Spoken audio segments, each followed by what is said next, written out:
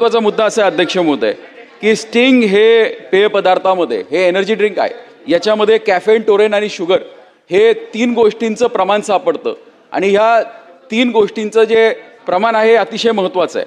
मला जे उत्तर मिळालं ते उत्तरात असं सांगितलं आहे की आम्ही नमुने तपासतो आणि 27 नमुने उचलले, त्यातले 10 नमुने हे प्रमाणित घोषित करण्यात आलेले आहेत.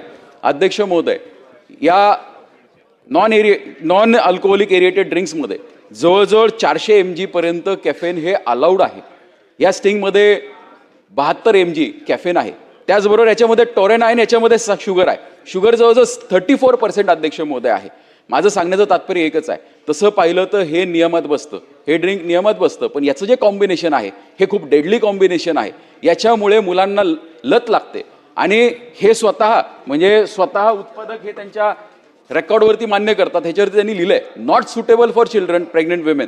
म्हणजे एवढं असताना सुद्धा सर्रास स्टिंगचा विक्री ही शाळा परिसरामध्ये केली जाते आणि हे थांबवण्यासाठी सरकारने एक अध्यादेश सुद्धा काढला होता.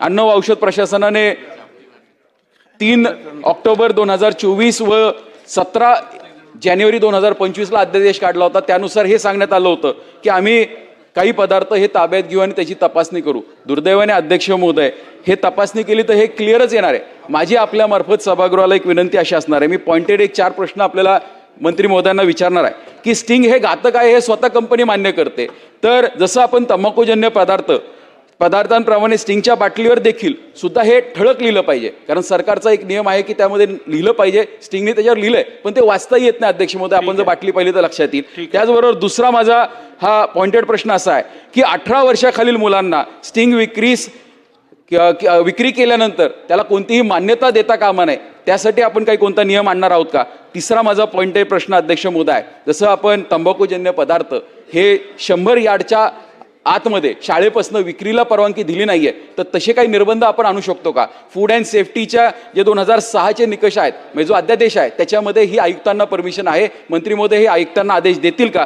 त्याचबरोबर माझा चौथा पॉइंटेड प्रश्न असा आहे की स्टिंगची जी धोकादायक आहे याची माहिती फलक हे त्या विक्रेत्याकडे आपण लावायला त्याला सांगणार का?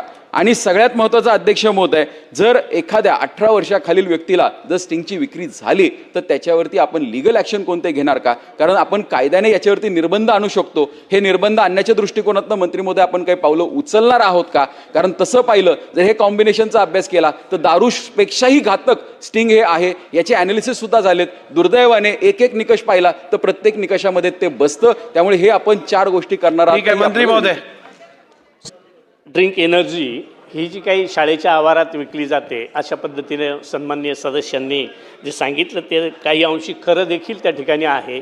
परंतु आत्ता एक 8 दिवसापासनं जे प्राथमिक शिक्षक असतील किंवा इतरही शिक्षक वर्ग असेल त्यांचं जे ट्रेनिंग क्लासेस सुरू झालेत, तिथं देखील पालक, मुलं आणि प्राचार्य किंवा मुख्याध्यापक यांना तशा सूचना देऊन आणि त्या ठिकाणी मुलांना ते पेय किंवा इतर ज्या काही नशाजन्य पदार्थ असतील त्याची बंदी शाळेच्या आवारात 500 मीटरच्या आत जर कुठं आढळून आली तर तात्काळ त्याच्यावर कार्यवाही